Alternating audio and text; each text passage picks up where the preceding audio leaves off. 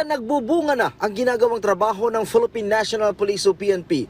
Ito ay batay sa resulta ng pinakabagong survey na isinagawa ng Okta Research kung saan sinasabing mas maraming Pilipino daw ang nagsasabing ligtas sila.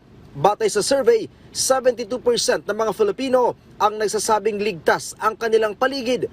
Nasa 62% naman ang nagsasabing hindi sila takot maglakad sa gabi. Habang 54% ang naniniwalang hindi sila takot sa mga magnanakaw at snatcher dahil sa presensya ng mga pulis. Hindi lamang po ito gawa ng ating kapulisan, ito po ay gawa ng lahat ng kasamahan natin, sa LGU, ang mga local officials, and other agencies, and of course, yung mismong komunidad po natin na napakaganda po ang pinapakita sa ating tiwala at pakikipagtulungan para po ma-achieve natin itong mas feeling po natin na mas safe tayo sa ating pong mga komunidad. Sa kabila nito, sabi ng PNP, hindi sila magpapakakampante. Mas pagbubutihin pa nila ang kanilang trabaho upang mas maramdaman ng publiko ang kanilang presensya. Partikular na sa mga lugar na meron pa ring nangyayaring krimen.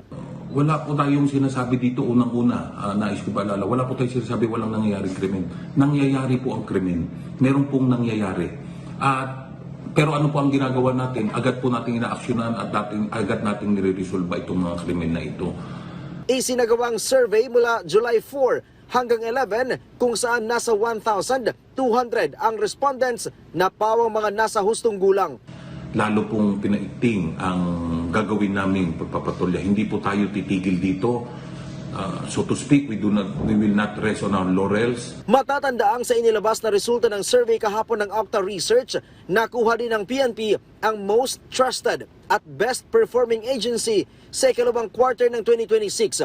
Nasa 65% ang nakuhang trust rating ng PNP habang 63% naman ang performance rating.